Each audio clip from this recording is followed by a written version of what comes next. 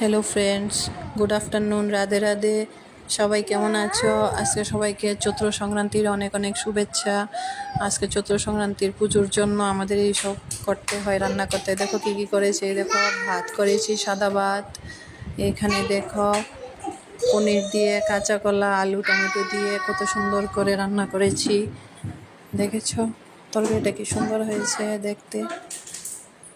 আর এখানে দেখো করেছি করলা, সজনে ডাঁটা, আলু, কোমর সব দিয়ে ভেজে, তারপর বেগুন দিয়ে একটা শুকনো ভাজি। এখানে দেখো আম দিয়ে করেছি মুগের ডাল। দেখো টক টক মুগের ডাল।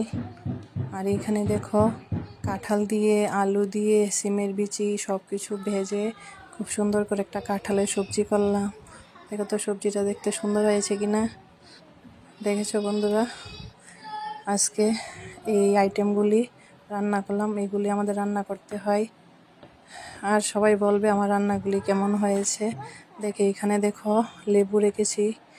গরমের দিনে লেবু দিতে হয়, মানে খেতে হয়। দেখো লেবুটা খেলে ভালো লাগে। এখানে দেখো আমার রান্নাগুলি কীরকম হয়েছে, সবাইকে বলবে কমেন্ট করে।